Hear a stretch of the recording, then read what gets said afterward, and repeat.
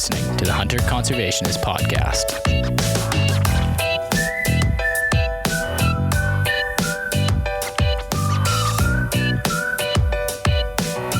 I think if you're a hunter, and even if you're not, and you know about wildlife management and conservation, things like, endangered species, I think everybody understands that having an estimate of your wildlife population in a management area is the backbone of your wildlife management planning or your conservation planning, species recovery planning. It's like, how many do we have out there in the landscape? What are we starting with? For hunting, it's incredibly important because that's the foundation of setting sustainable hunting regulations and having sustainable harvest. And so it's got to be pretty straightforward, right? Like, you just get in the air and you just fly around, you spot the animals, you count them, you mark down what you've seen, and Bob's your uncle. There you go. Tally it up, and that's how many animals we're dealing with. But it's the real world's not that simple. But here's the rub. What is generated from the traditional aerial wildlife counts doesn't always line up with what hunters and guides are seeing on the ground that spend a lot of time out there. And there's concerns, around, human error, counting them, statistical error, sampling designs. Animals might be hidden when they're flying over, trying to count them. So like, what's the deal with that? How do you know if you see one moose, there's, 4 in the forest? Recounting the same animals again, like how does that factor in? Maybe biologists are going into a valley in the north and they're not familiar with it like the outfitter is that it's up there, and maybe they don't know where the animals hang out at a certain time of the year, and they're counting the wrong valley and coming up with numbers that are too low. And then just the stress of animals, especially in aerial counts where they're using helicopters, they're a little bit lower, they're circling round and round. I saw a video a few weeks ago, must have been like in Wyoming somewhere, and there was must have been like 1,500 elk, and just the wide open grassy rolling hills, and they're chasing these herds, and they're just running, and they're literally 1, 2, 3, 4, 5, 6, 7, that sort of thing. And I was just like, holy smokes, like, one, how do you count that many that fast and break away and leave them alone? Like, that's just not a good thing. So, when you start thinking about all of these things, this simple thing of just getting in the air, counting wildlife becomes a lot more complicated. So in this episode, we're going to unpack the world of counting wildlife and looking at the new technologies that are being used. So, hey, everybody, I'm Mark Hall, your host. And I'm Curtis All, your co-host. The Hunter Conservationist Podcast is brought to you by J. Martin Taxidermy. The stories from great hunts never really fade. They live on in campfire retellings, photos on your phone, and if you've done it right, on the wall where guests inevitably stop, look up and ask, what's the story behind that? That's what great taxidermy does. It's not about preserving an animal. It's about preserving a moment. That long hike in, missed opportunity that turned into the right one, and the people you shared it with, and the place that brings back memories every time you think about it.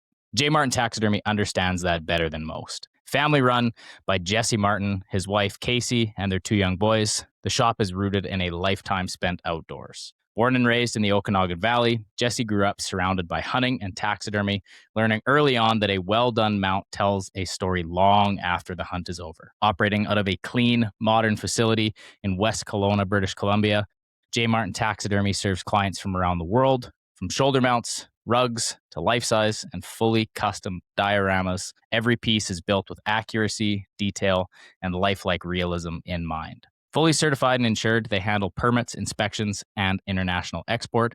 So all you have to do is tell the story. Because a quality mount isn't just something to look at. It's a memory you can point to, a conversation that starts without you saying a word, and a reminder of a hunt worth remembering. As always, big shout out, big thanks to Jesse at J. Martin Taxidermy for supporting us on the show. A taxidermist shop has got to be about the easiest place to count wildlife, I guess. They're just not going anywhere. We can be pretty certain when we tally them up. Dan, Melody, welcome to the show. Thank you, Mark. First time on. Appreciate you joining. You're the general manager of Owyhee Air Research. Yes.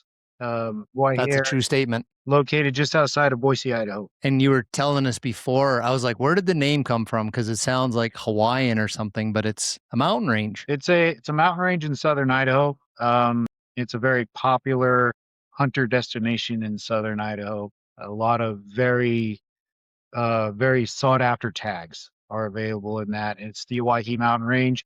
It's where this company was originally founded, was flying around that mountain range looking for sage grouse. And it just grew into what it is today. That's a cool story. Awesome. Awesome. Well, it's awesome to have you on the show. You're going to be telling us about the cutting edge technologies and wildlife inventories that your company has been championing. Scott Ellis, welcome back. Good to be back on the show, Mark. You're the CEO of the Guide Outfitters Association in BC and also a turkey hunting expert with your own YouTube channel. So well, we'll let folks do some research on that and find the joke. Don't miss the middle initial C, and you'll find it. So different person. Maybe, I don't know. I didn't actually watch any of the TV shows, so maybe you are. Guys, maybe I'll just get you first just to kind of do the elevator pitch, Dan, exactly what you guys do. Gather you're not flying people in cargo for a living, or maybe it's a side part of it. You're very specialized. We are, What's your elevator? to my knowledge, the only aviation company that is trying to tackle this idea of wildlife data via remote sensing. We go about that. We use highly specialized airframes with military grade imaging systems on them, multispectral infrared imaging systems that we use to catalog wildlife habitat use, habitat quality, things of that nature. Okay. So on the habitat side too, that's super interesting. I remember years ago the way they did some mule deer population estimates in Idaho and Montana. There's some habitat indices that they use, like green up indexes and that sort of stuff that fed into their model. So yeah, that's cool. I'm a habitat guy, so we can get back together and do a habitat mapping show. Scott, maybe just for folks, describe what GOABC is and does. Yeah, you bet. So the Guide Outfitters Association British Columbia represents 185 family businesses in the province, most of the outfitters. And this one is always near and dear to our heart as, quota and wildlife abundance and the accuracy of the counts are critical to quotas and our opportunity to generate an income. So around the province, I personally have been on a helicopter. I don't know if we want to get into that story. It's quite funny, but you can decide, Mark, if you want me to go down that path. But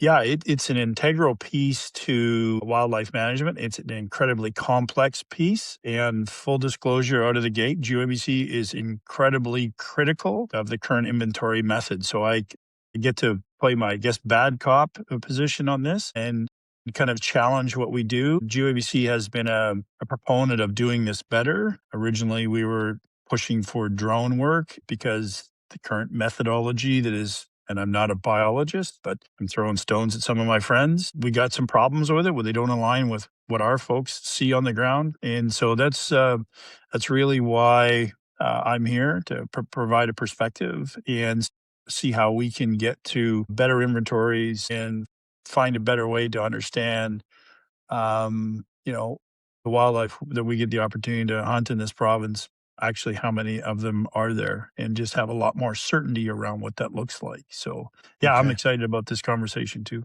Yeah, I think that's an important word there, certainty, for sure. I mean, it's, like when I go hunting just, for myself or whatever, it's like I'm not so much worried about, the certainties, and because half the time when I go out, I don't, get something, but it's different, when it is your livelihood, it's how you feed your family and stuff. And just like any aspect of business, we need some certainty on a contract. We need certainty on supply chain stuff.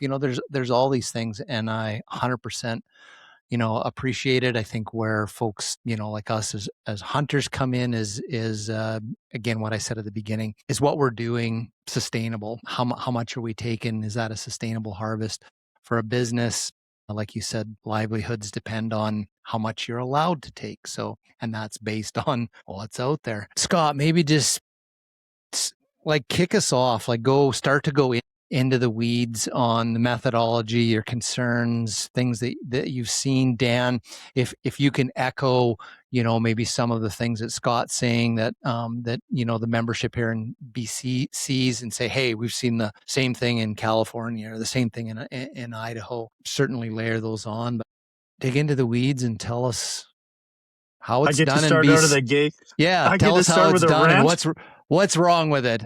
Well, I guess I'll start with the gold standard, and maybe I would suggest it's fool's gold standard, is stratified random block. And for those non-biologists out there, there's a model that dictates habitat quality, and then they'll typically have 5 people in a helicopter, and you'll run a grid, and someone will be counting numbers typically, and depending on the species and location, sometimes you get class of animals. So, size of males, for example, or cow-calf ratios. So all of those indicators are used by the province of British Columbia's biologists to come up with what the population estimate is and how healthy they are. And so you'll hear things like cow-calf ratios, bull-to-cow ratios, and they have certain standards for all of those. And so having an accurate count is critical, and that piece is where everything else stems from. And I guess from our perspective is, when people talk about more money for wildlife, the first place that they start is we need more inventory. And so first thing GABC says is like, stop the truck, right? No, show me an animal that eats a dollar bill. Let's have a conversation about that. Wildlife does not need more money. Right. So what we need as hunters is, for those of us that believe in sustainable use and a North American model, like I think most of your listeners, Mark, we need to have confidence in that number. And from our perspective, we want that informed with Indigenous knowledge and local knowledge. And that local knowledge absolutely includes people that spend hundreds of days, 200 days, on the land, on the same spot year over year. And, it's not really, it's not included today, right? Some biologists say that's, bias or there's a vested interest. And those things get my blood pressure up really, really good, really quickly. So it should be a piece, inventories. And if we can get a better, more accurate, that'd be really important. We also typically, depending on the species, some we do in the summer, but most we do in the winter, in January or February. And if you're thinking about sheep seasons or goat seasons or moose seasons or elk seasons, that's not when you're hunting them. And so we have this then major debate with the province when they try to issue quota or seasons based on the inventory that was done in January, and we're hunting in August or September.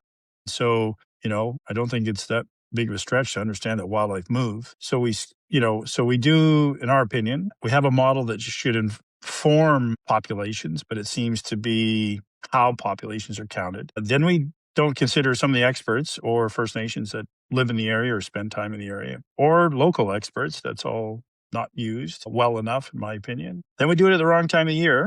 Then we do it in helicopters. And if you've ever been on a mountain when a helicopter comes over, most times when you hear the whoop, whoop, whoop coming, the sheep or the goats or whatever are heading for cover, heading for rock crevices long before you see the helicopter. I don't understand the difference between a plane and a helicopter in regards to how they scare wildlife.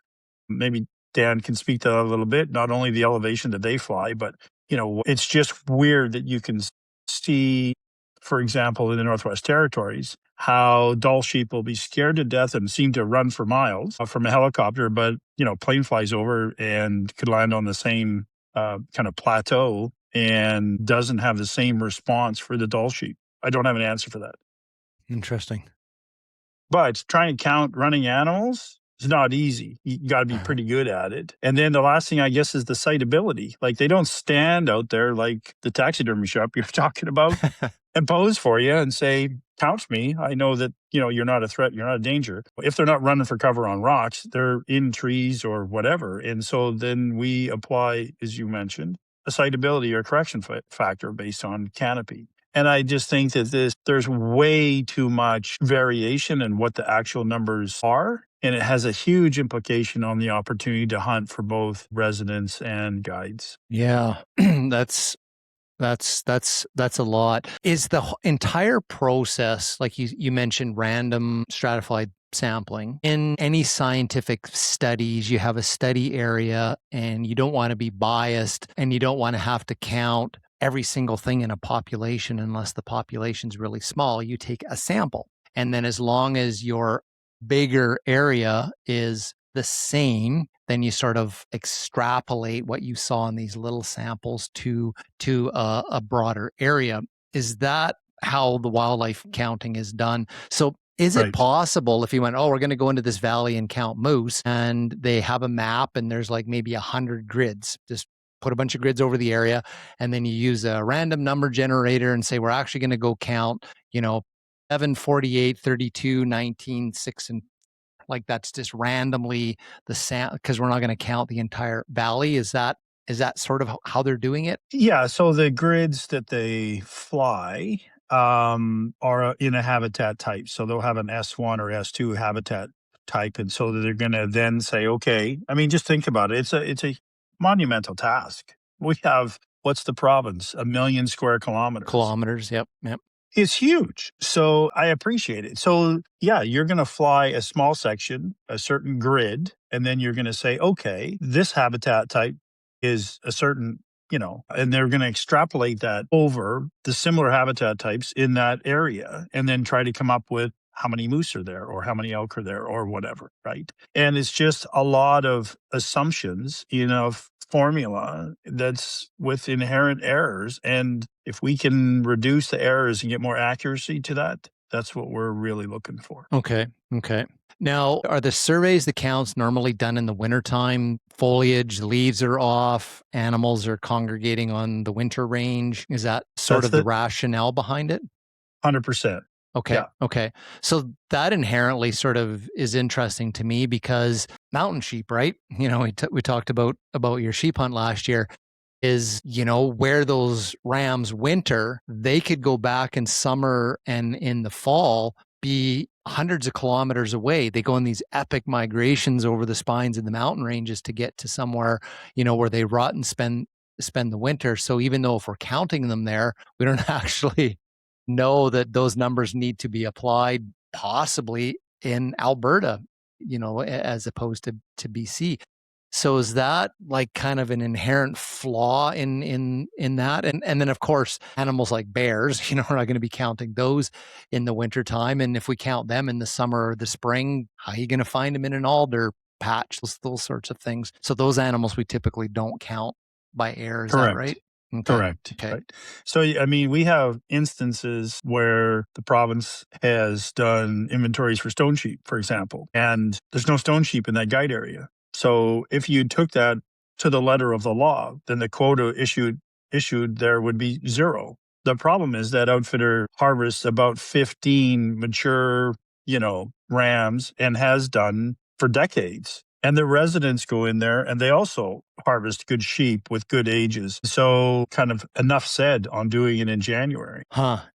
Interesting. Yeah, and that's just seasonal range use in different areas. Dan, does a lot of this sound familiar to you in your years in other jurisdictions? Yeah, I'm very familiar with stratified random sampling, and it's used very widely as Scott mentioned. It's kind of the gold standard for covering large swaths of landscape. It's a method that serves large landscapes well in that capacity because the landscape can be parceled out into smaller surveyable units. But Scott's also right that it's very modeling dependent, and a lot of math goes into generating these estimates. And when you throw the complications that come from helicopters on top of that, it induces error. As you mentioned earlier about the herd of elk running in the video you saw, it's extremely difficult to count running animals when there are that many running animals, even in an open environment, let alone get any kind of sexual classification or age classification on them. So if you're trying to understand your recruitment of your population, it's very skewed on what the observers in the helicopter think they see. Right. Add trees to that, and it's even harder to get an accurate and proper count on a running herd of animals when your entire detection method is based on movement. Interesting. Just to go back to one thing before we'll get you, Dan, to kind of explain what you're on the leading edge of, Scott, this citability index that we talked about. So if I can paint the picture for folks, we're Scott and I are in the air. We're in a certain habitat type and we're counting, and then you saw so many on your side and I saw so many on our side, but we're in a certain habitat type. So you saw 20 and I saw 10. So that meant there was 15 on my side and there was 25 on your side. So there's this factor that's made for the animals that you and I missed that are hidden. How the hell do they come up with whether it's you count one and there's one in the bush, or there's two in the bush and you see one? Like, how do they come up with that fudge factor?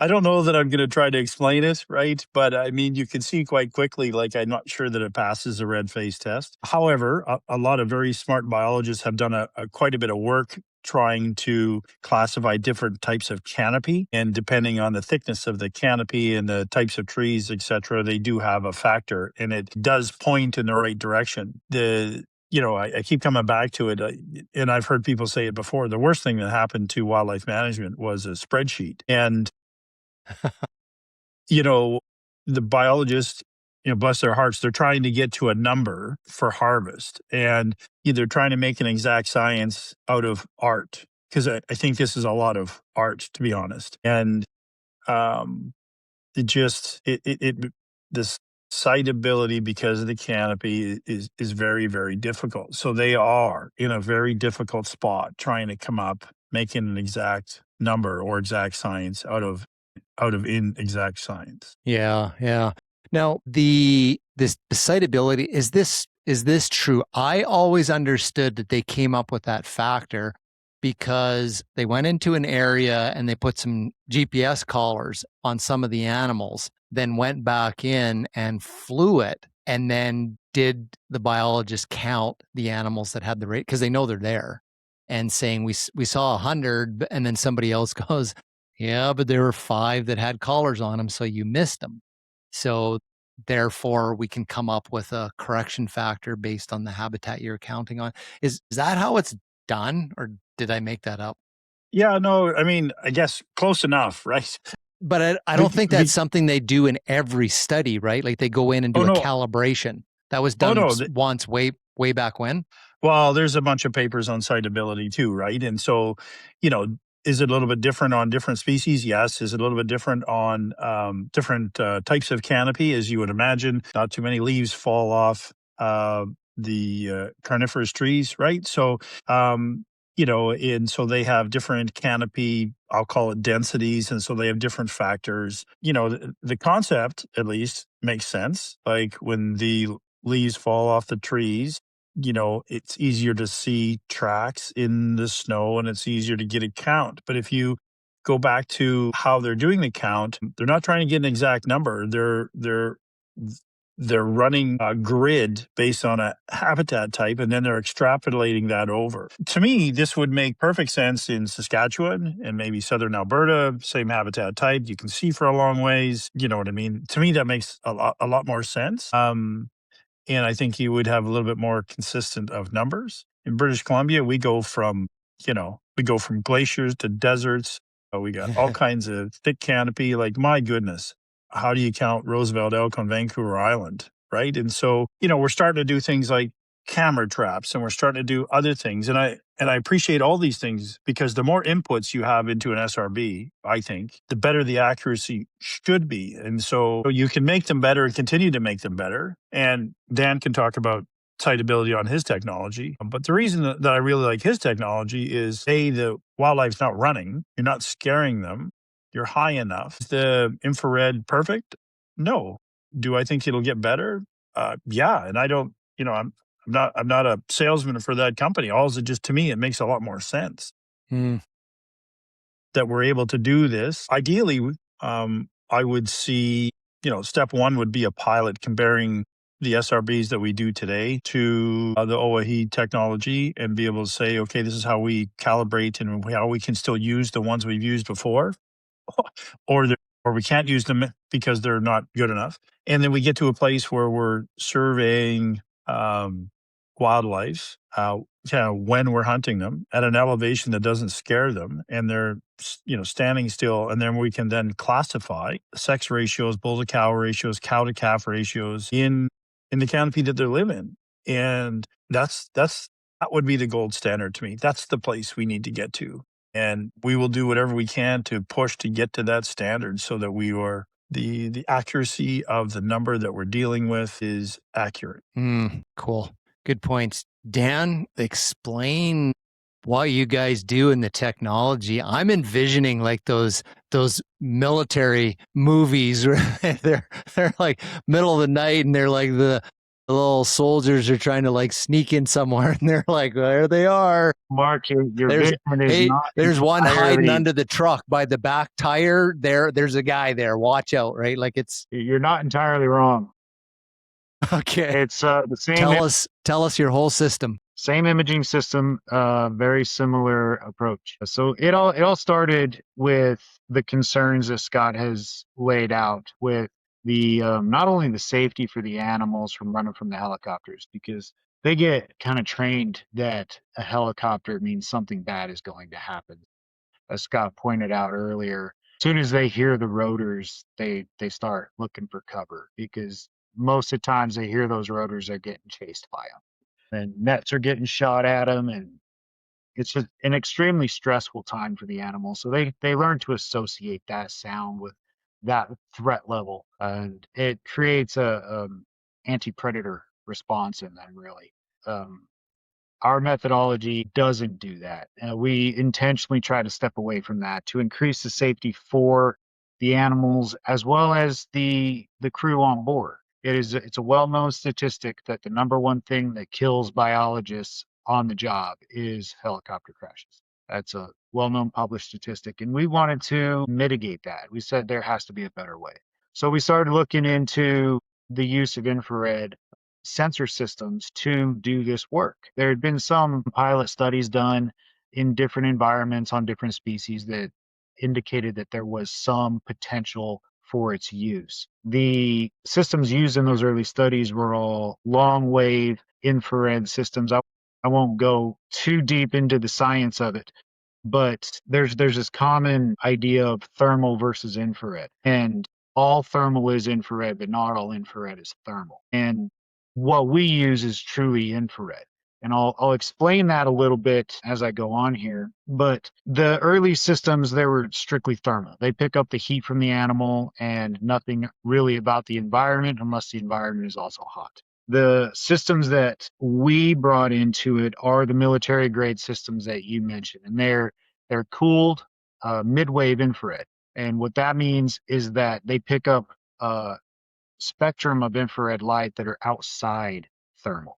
So you can actually see the environment. You can see the shapes of the trees. You can see footprints in the snow. And footprints in the snow are not hot, but you can still see them because of the way the cooled infrared works. And that takes the sensing capability of the system to a whole new level. And we're able to operate these systems from an elevation that the animals don't even know we're there. If they even hear the airplane, half the time we can't tell. If they hear the airplane, it's a simple matter of their ears perking up and they might look around.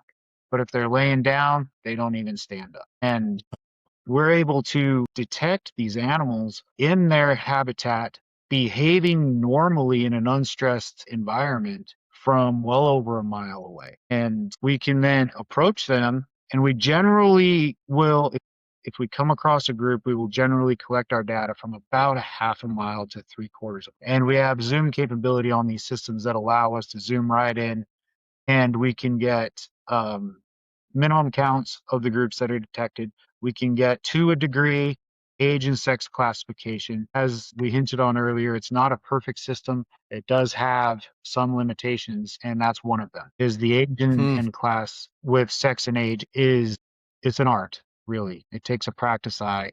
and it took us a long time to learn it. So I'm building some mental images here, probably influenced by the movies.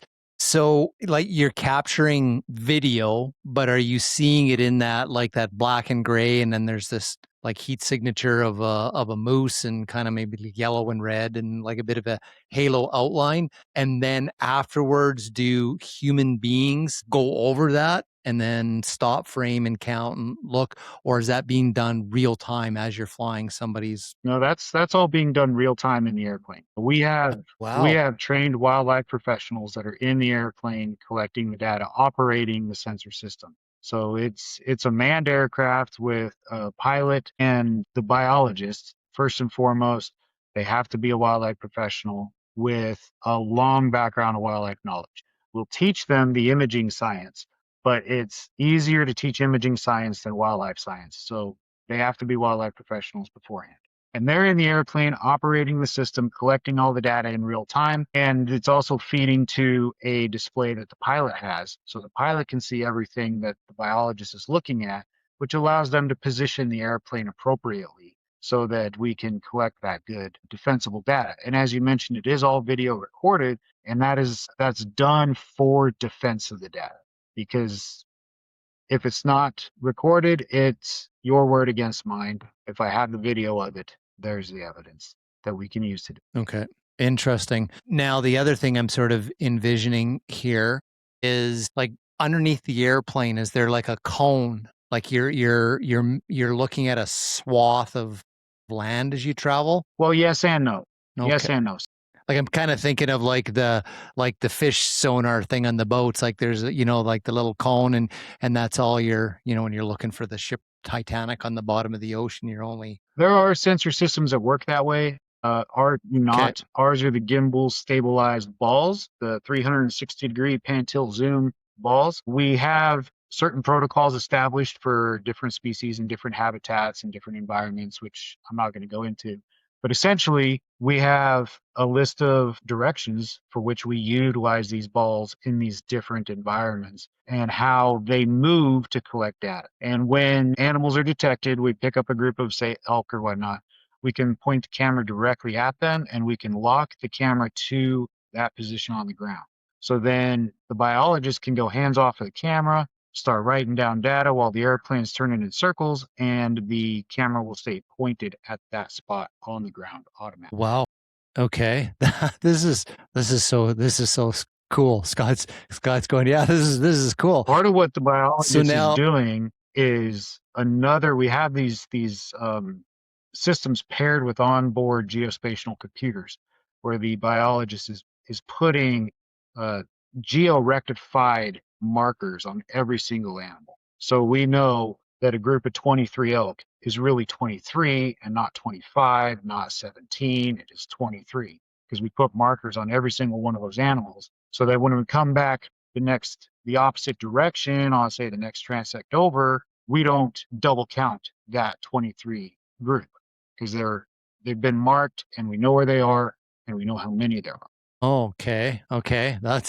This is getting super exciting. I like what I'm hearing. Now, this is a bit of a rabbit hole, but with the rise in AI, is the biologist in the back getting worried about his job? Like, is that going to get replaced by Chat GPT that can do it faster and better and cheaper? We're trying to stay in front of that, but it is definitely something to be concerned about. The technology is not there yet, and there will always need to be the human component in what we do, because there are some very intricate things that so far AI can't do, and that is tell the difference between a white-tailed deer and a mule deer when looking at it in a monochromatic infrared.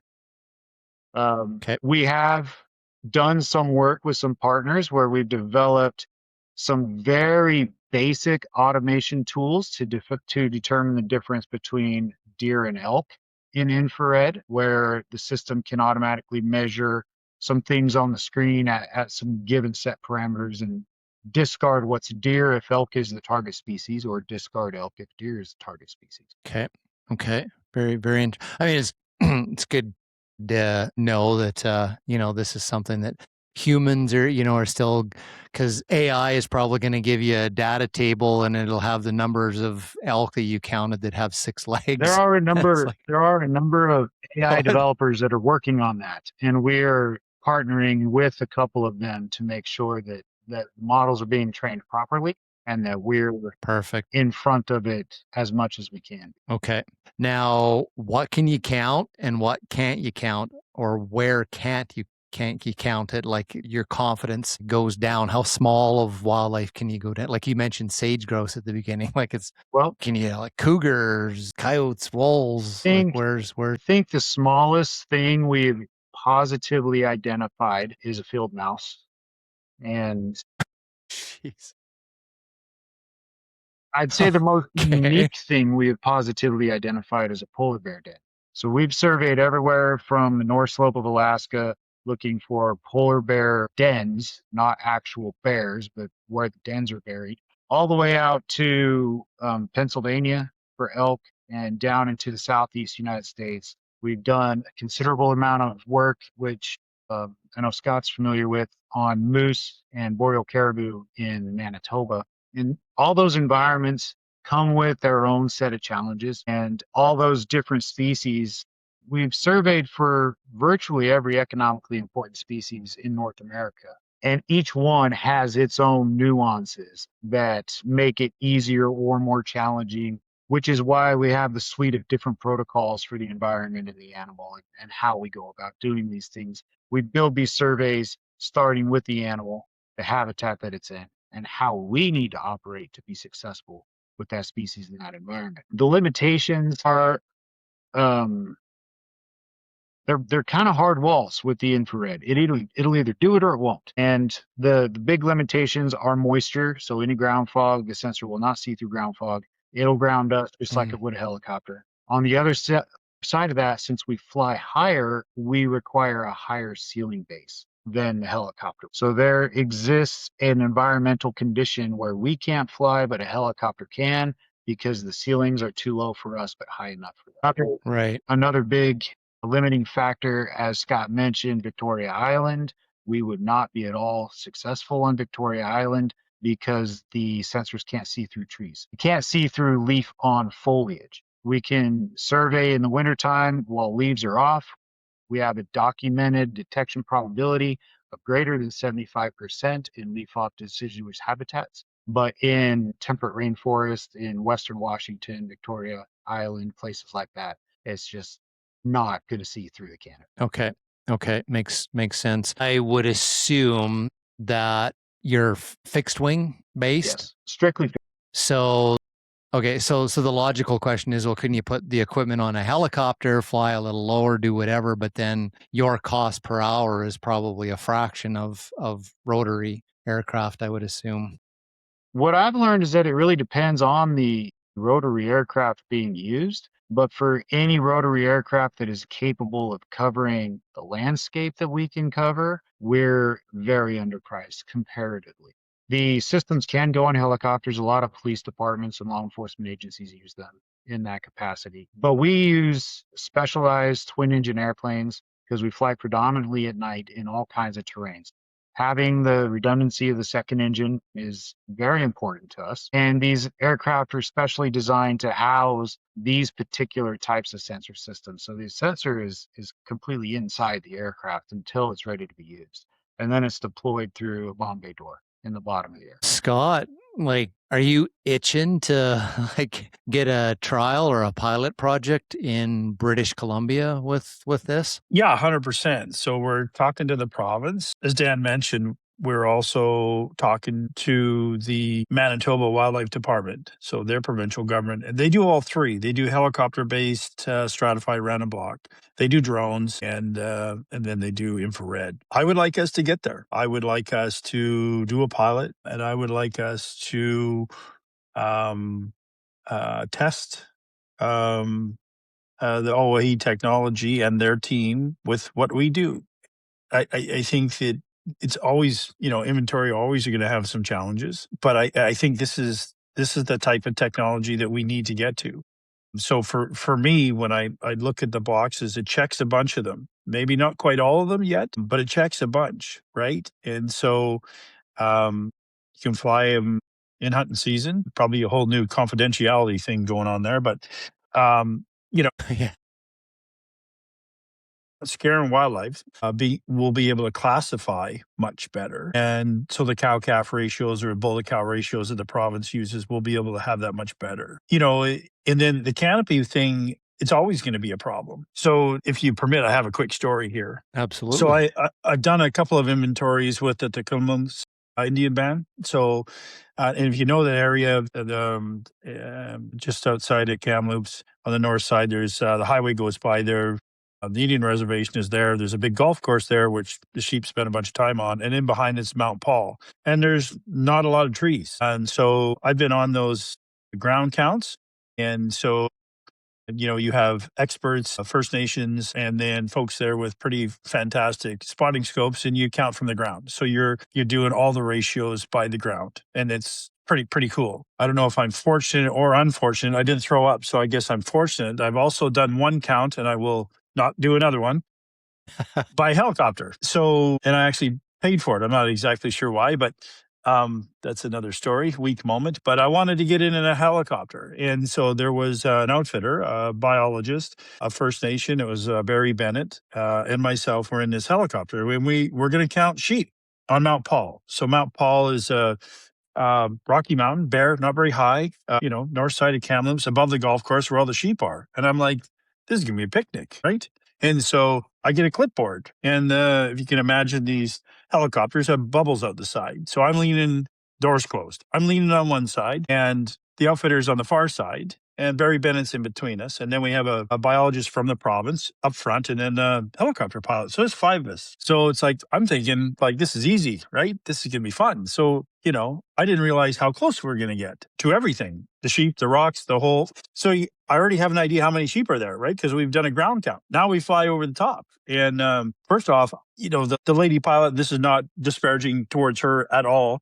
Just that, I thought her, parents had to drop her off because she wasn't old enough to fly a helicopter. She was an amazing pilot. This is not, picking sides on sex or nothing, that kind of stuff. She was an amazing pilot, or I wouldn't be here. But we're flying along, and of course, what happens? Whoop, whoop, whoop. Here comes the helicopter. And what do the sheep do? First thing you see you coming. Well, they're bailing off the mountain, right? They're going down and they're hiding in the rocks. And she's like, "Did you get all of those?" And I'm busy trying to, I got 7. I got 8 on my side. We got 15. And she's like, "No, more than 50." And I think it was actually the biologist up front, Chris. He's like, "No, I get more than 15. Another look." She turns that helicopter on its side. She drops a couple 100 feet, spins it around. And that was the end of my counting. Yeah, it's like, so the biologist, Chris, he's like, "I got 20, right, Chris?"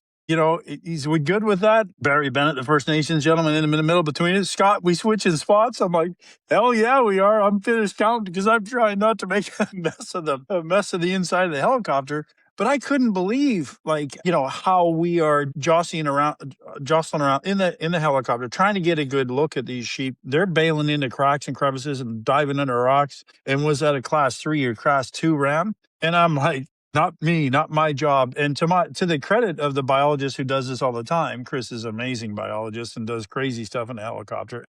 I don't know. There's a lot of good helicopter pilots. Like, my goodness, what they can do in a helicopter. Like, I don't know if there's a Top Gun for helicopter pilots, but she obviously went to it. And then I'm looking at Barry Bennett, like, "How do you keep your cookies down, man?" He's like, "I do this all the time." And I'm like, "Yeah, I'm good. I'm good." Did we get an accurate count? And I'm like, I get off the helicopter. I'm kissing the ground. I'm all green. I'm like, I have no idea. I won't do that again. And when you think about that, it's just like, I'm going to go to the government and tell them this methodology is stupid. I'm like, I thought I had an idea how to classify sheep. I thought I had an idea how to count. I think I can count. But in that environment, on running sheep and trying to classify whether they're the same sheep or not, you come around the corner over the rocks and you hover over them. My goodness, holy smokes. Very, very difficult. And in full disclosure, that's not SRBs all the time on all wildlife, but it was just the experience that I had. We were counting sheep on Mount Paul, and incredibly difficult. So I tip my hat to the folks that can do that. I'm just thinking, there has to be a better way. And so when I see the infrared technology, I see the animals standing there.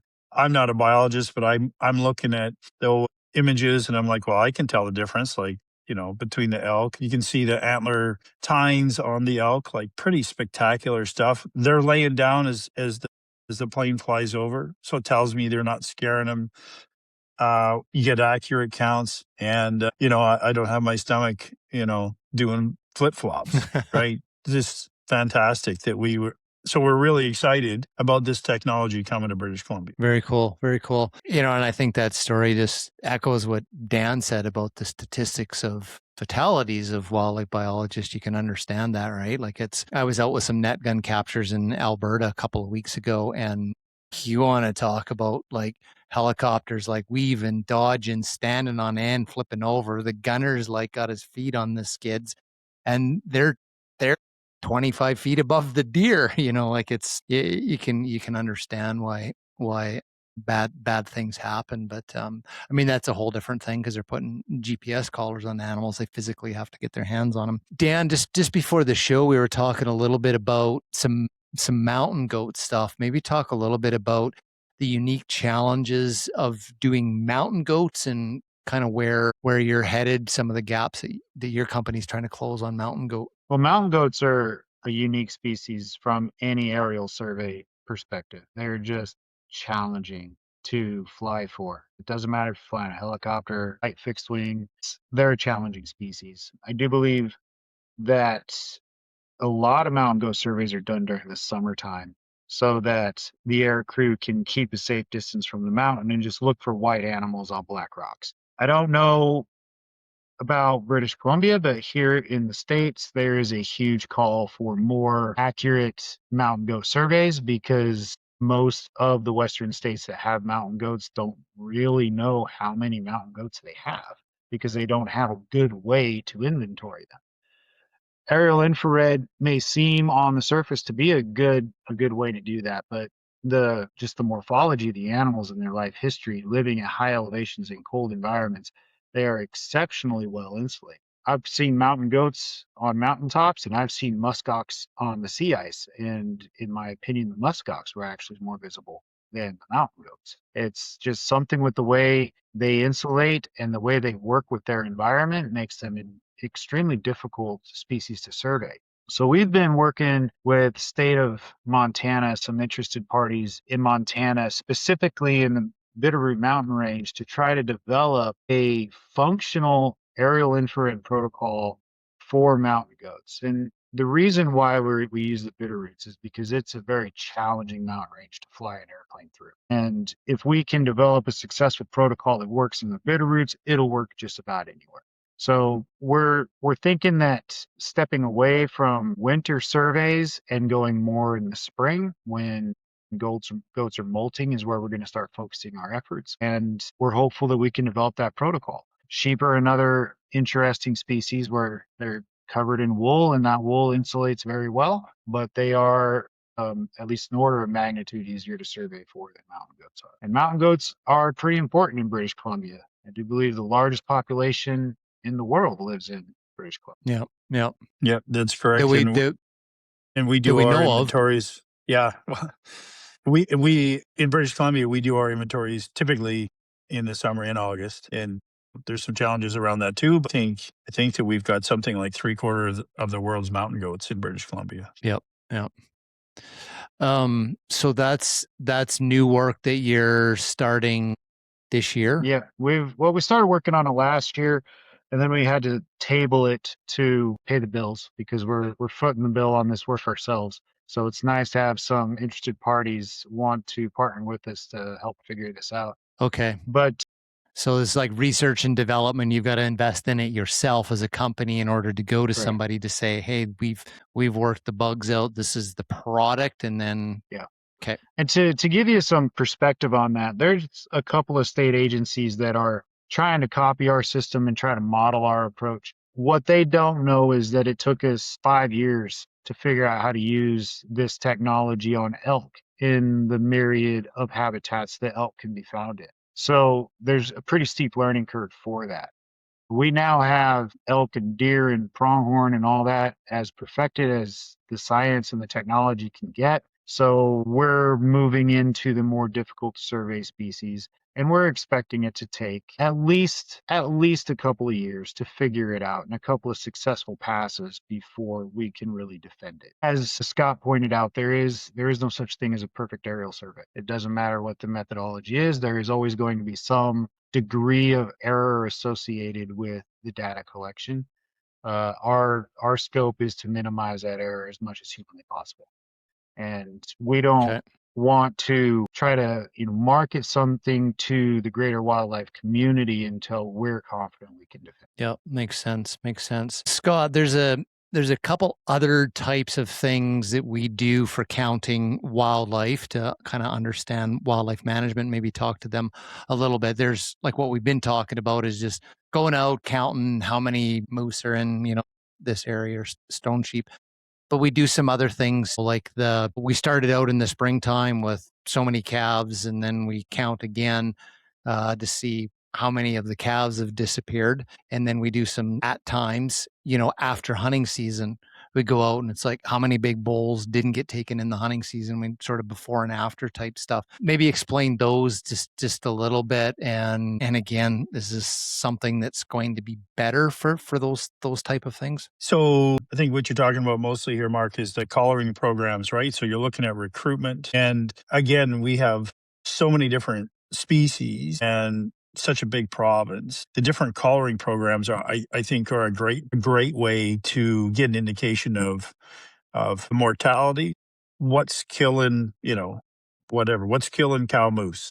And then I think that study has been going on for at least a decade in a couple of different places, and they're looking at mortality. And, so every time the collar stops moving, they put a biologist in a helicopter or in a pickup and they go have a look and they try to identify, what happened. So they're trying to get an idea of, of mortality of cow moose. They do the same thing in some cases around calves, just trying to get an idea of, can you imagine how tough that is? You're putting collars on calves and then seeing how many make it, right? And it's surprising how many don't make it. And so, how actually this will be all integrated. I think collars are a critical piece in the inventory conversation, but my mind goes that's more of a kind of a recruitment understanding. Obviously, in these studies, the one I'm talking about moose is specifically a mortality study. There's a pretty cool one about to start next year in the Spatsizio on grizzly bears. So I guess I'm going to do round 2 in the helicopter. I'm not jumping out of the helicopter to to collar the grizzly bear. I'm gonna I'll leave that to the experts, but I definitely want to get an understanding on how that actually happens. But it's really a really good way to understand migration and movements of the different species and what makes them move. We do a lot for the province does a lot on caribou as well. They put some on predator as well, like cougars. There's a good cougar program color program going on in the Chilcotin. That's a pretty good program, and we're putting some collars on some wolves as well, just to see where they go and what activity they have. And so I think that as the collars get better, they last longer, batteries are stronger. I think we get a better picture. And so if we can have, in my mind at least, we have an infrared, we have complemented inventory, whether that be local knowledge from outfitters or others that are on the ground a lot, indigenous knowledge that, different pieces. Then you have potentially collars that would supplement, where they're moving and give us just a much better depth of understanding of how many animals are on the ground, where they go. And I think that if we can get a better grip on that, the whole wildlife science has a lot more rigor around it and more defensible that those that call BS on, the things that we're doing today. Yeah, no, good points. Well, we can actually, Dan? you're talking about collars, Scott. We can actually import collar data directly into our in-flight systems. So to go back to your sheep story you told in the helicopter, you didn't really know what the actual count was. If there was a collar in that in that herd. We could import that caller location, whether it's GPS or VHF. We have technology to use both, and we can find that exact caller and get an exact count on those herds. So while the callers can get at recruitment, they can get at mortality. We have a number of our current clientele that has GPS callers in their herds on their landscapes, and we can import those GPS locations directly into our in-flight system, and then we can get accurate counts on those herds. And during calving season, we can get really good recruitment data as well. That's Super exciting. cool. Yeah, very, very cool. This is super exciting. The last thing I kind of want to cover, Dan, where is the leading edge of science out there that you guys are going, like, that's 10 years out and that's where we're going to be, and it's going to blow your mind? Well, you kind of already touched on it what's with happening? the AI question. So Okay, AI okay. is definitely going to be in the mix. The question really is, to what degree will it be in the mix? And I really think that if the technology continues to advance at its current rate, within 5 years, there will be very little manned aviation in the wildlife space, and a lot of things will be going to drones. There's a lag time, about a 10-year lag time from when the military has something to when it becomes available for civilians to use. And they've had large, beyond visual line of sight capable drones with satellite downlink for a long time. And there's some of these platforms that are starting to become available to civilian operators. So I think the almost inevitable evolutionary tract of this science will be unmanned, where you will have a pilot and a biologist not in the aircraft, on the ground in a bunker somewhere, doing the exact same thing, while you have a persistent drone that's airborne over northern British Columbia for 36 hours straight, just collecting data. That's where I really see the technology going. And in the fire response, in wildland fire, it's already there. There's a huge push right now for beyond visual line of sight drone capability in forest fire arena. So it's only a matter of time, very short hop, skip, and jump over to the wildlife space. Wow, that's exciting. Scott, any final thoughts? Well, this stuff is pretty exciting, I think, and I think that GeoABC would be very supportive of, whatever you want to call dedicated funding or increased funding for wildlife when it goes to projects like this, right? When it either is habitat restoration or growing wildlife or improving technologies so that we get to a better understanding of wildlife populations, more rigor around it. And I really think that infrared and getting out of helicopters for inventories is the way to do that. Yeah, it's just exciting that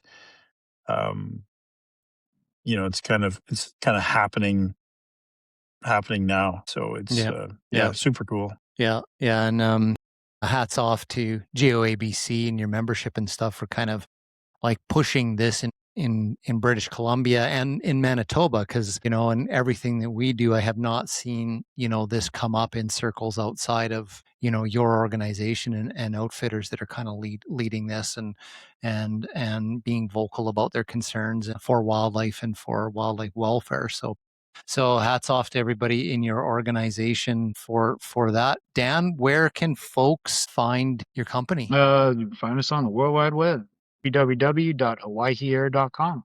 You can get all our samples of our video data.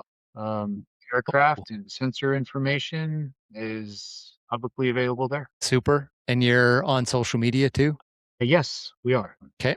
I don't follow the socials that as closely as I probably should, but well, you have to now, because a whole bunch of people are going to be like, we're going to follow them, and they're like, oh, they're going to go flying. We're in the plane with them flying. This is what they saw today, and you're going to be going, God, I gotta post like 4 times a day now. So we got a guy that does that for us. I'll let him know. I'll give him a heads up. Okay, we'll promote. So it's OUYHEE.com. Owyhee.com. There you go. We also have a Vimeo page with a lot more videos on it that is linked on our website. Okay. That's exciting. Definitely gonna go check that out. Last thing, I just want to do a couple plugs for GeoABC. Folks, you won't see this if you're listening to the podcast, This is Mountain Hunter Magazine. If you would like to, just go onto the GeoABC website and get yourself a subscription to that. So great articles, stories of firsthand stories of people hunting, maybe first time in British Columbia or the Yukon. Those are pretty cool stories, as well as updates on things like this, science, wildlife management, that sort of stuff. So go on and get yourself a subscription to that. And Scott has this one sent to me, and I always enjoy when it shows up. Last thing, Scott, what's happening in March in Kelowna? Well, we're pretty excited. GeoABC turns 60. So March 28th is our banquet at the Delta Okanagan Grand in beautiful Kelowna, British Columbia. Those of you that have been to banquets before, it's similar to a wildlife banquet that a rod and gun club would have.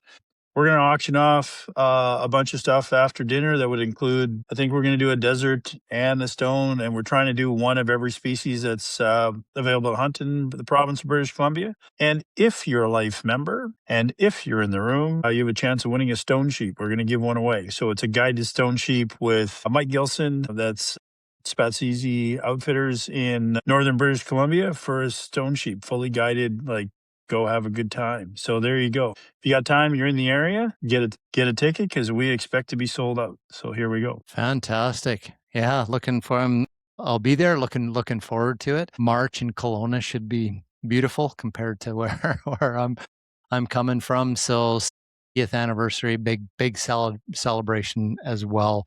It'll be a big shindig, as they used to say. Am I dating myself? So yeah. So I got to come back to this where you said, like, you thought your helicopter pilot was like the parents kind of dropped her off or whatever. You're at that age that I'm at where it's like, that's my surgeon.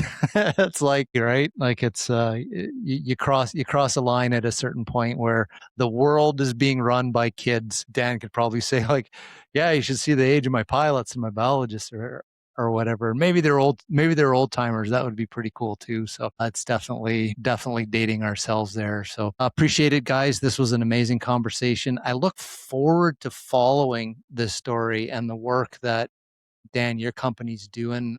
I want to get more familiar with that, and maybe we have a chance at picking up something again in the future on the podcast or something, because it's cool when we see new technology coming in to make wildlife management better, conservation better. So hats off to your company for what you do and championing the new technology. I know there's huge R&D costs associated with that. So I look forward to the great stuff you guys do in the future. I'll be following that. Well, all right, folks. Thanks for the invitation. Yeah, you bet. This was great. Took us 2 starts to get us all on the show, but we got her done tonight. So that's cool. It was because Scott was throwing up. He'd been on a helicopter ride, so we had to cancel the other podcast. Anyways, thanks for listening, folks. We'll see you in the next episode. Stick around after this. We'll do a little bit of post-show debrief. That conversation got me ramped up. Like, I was excited, hearing about the new technology and whatnot. That's pretty cool. Yeah, I was looking here on my computer where you guys were talking. I went onto their website and I was looking at they have some images and videos and stuff of what it is. And it's like, it's what you think, like when you see those military drone footage of the soldiers running into a building and you see the guy squirting out the back or whatever. It's like, that's the technology, and it's like, it's that, but it's wildlife. Like it's pretty cool. I would highly recommend folks just at least go check out some of those videos on their website, because it's pretty cool, actually. Yeah, I'm definitely going to do that to get to just satisfy the mental images that developed over the course of this episode. One of the things that I think is kind of interesting, Scott talked a little bit about this with the citability index. That is a really controversial thing in doing wildlife inventories, to say, we physically saw 100, but there were 250 there. For a lot of people that are just like, what? And what that leads to is sort of 2 things in the hunting community. It can be like, well, now you're going to allocate a harvest number on a population, a base population that you made up, kind of. That's how people see it. And then from the perspective of people that don't like hunting and they're looking for something to criticize, they're like, well, you're purposely inflating these numbers so that hunters get to shoot more. And how can you call that sustainability, right? And yeah, when you kind of bring that stuff in for the average person, it gets quite complicated. Throughout North America, like government wildlife agencies are trying to build better relationships and co-management and partnerships with Indigenous nations, all over. And I heard a story in British Columbia where they were doing a caribou inventory in northern British Columbia. And so one of the nation's guardians came on board as an observer, and then, he would go back and report to the council or the wildlife staff, the department, what was happening. And I remember this story is they came back and it was dismal. Like the areas they flew, it was dismal for caribou. And the Guardian went back and was talking to the wildlife managers in the nation's department. And they're like, so what did you see? And the story I got was, he said, we saw one caribou, but the biologists say that means there's 20 of them there. But all we saw was one. And so in this relationship building, you've got this mix of different frameworks of understanding what wildlife and the government people are basically saying, yeah, there's 20 times more animals there than what we actually saw with our eyes. And that could be a very damaging, thing in a relationship. So yeah, that was kind of interesting. I would say something like, like what Dan's company is doing is going to be more intuitive, because it's like, there they are right there, you can see them. So very cool, super excited about it. And obviously this is something we're going to keep our finger on the pulse of. And if there's stuff happening in Manitoba or in British Columbia or, down in the States, I might try to connect Robbie with Dan as well. I think there's some cool stuff that Origins Foundation can kind of cover on this front down in the United States as well. Totally. And knowing Robbie, his mind's going to start working or whatever, and being like, hey, we need to count elephants in Africa or whatever. So it'd be kind of a cool story that way. Is it harder to count them? You'd think, God, you fly around and count elephants. How are you going to miss one, in the trees? But I bet you it's pretty damn hard in some places. So yeah, cool, folks. That was a great episode. Give us your feedback, questions, whatever you thought about it. So we're excited for the new technology. It's a good thing in this case. New technology is a good thing. Yeah.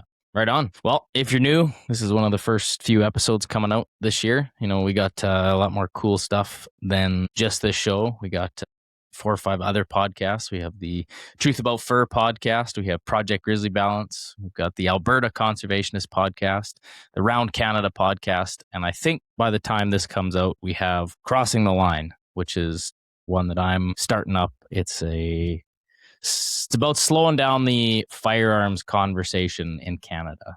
Things are heating up, especially with the rollout of the buyback. And I think it's a good time to kind of detach from the whole scenario. And there's a lot of heated people on both sides. And so it's good to just take a step back and slow things down. So that's what that podcast is about. Cool. So, yeah. What would you say the target audience of it's called Crossing the Line podcast? Are you trying to specifically target firearms and people that are experts on guns, or people that don't know much about them or are interested, or what's kind of the I'm demographic? hoping to reach, it's mostly going to be the non-gun owning people that are in the middle. I definitely believe that the majority of Canadians aren't against firearms. I just believe they're unfamiliar with firearms, how they work, everything. And that unfamiliarity can turn into anxiety and fear, especially when the main narrative around them is always negative, negative, negative, negative, danger, danger. So I'd like to target those people that may be against firearms, but they don't really know why. They're just taking that stance. And I'm kind of trying to bring conversations and thought processes to get people to think through why they have these thoughts on firearms and really take the time to get to the core of why they actually believe them, as well as gun owners themselves. You know, there's a subsection of gun owners. It's just like hunters. You know, there's the loud people out there that are like rah gun. If you're not with me, you're against me. Hate you because you don't have guns type people and whatever. I'm not targeting those people, but there's the majority of gun owners, I believe, are in the middle ground, normal people just like you and me. And they want to have these conversations about firearms with people, and just kind of helping them walk through these talking points as well. So then they can be like, oh, well, you know what? Have you thought about this, to maybe their uncle or their aunt or cousin who doesn't like guns? And so kind of bit of a 3-pronged kind of approach. Okay. But at the end of the day, it's mostly going to just be telling stories of normal firearms owners, showing who gun owners are, why they got into it, what changed their mind if they're new gun owners. Yeah, no, I think it'll be pretty cool. So. Excellent. So that's Crossing the Line, and all the other shows, you know, for folks, those are all separate podcasts that exist on the Hunter Conservationist podcast channel. So the Hunter Conservationist podcast is a podcast that Curtis and I started over 7 years ago. It is now the flagship show for the Wild Origins Canada Foundation. Wild Origins Canada Foundation is a not-for-profit. We're dedicated to championing the sustainable use of wildlife through hunting and conservation. So if you like what we're doing, if you like our messages, if you like the conversations we have, we'd love for you to become a monthly supporter of Wild Origins Canada. And there's a link in the show notes that you can go. And this is just something small, like just a few dollars a month is what most of our monthly supporters do for a Starbucks coffee, $7 a month makes a huge impact in what we do when we get a bunch of people behind us, helping us out on a monthly basis like that. We would love to have you part of the Wild Origins Canada Foundation and our monthly supporter program. For $7 a month, you are eligible for our monthly giveaways that happen every month through the parent organizations, the Origins Foundation. We have companies and brands that donate all kinds of stuff. Occasionally we get hunts. And if you are a monthly supporter for Wild Origins Canada, your name can go in every month for those draws. So looking forward to having you sign up and join. You fuel the mission, we deliver the impact. Thanks for listening, everybody, and we'll see you in the next episode.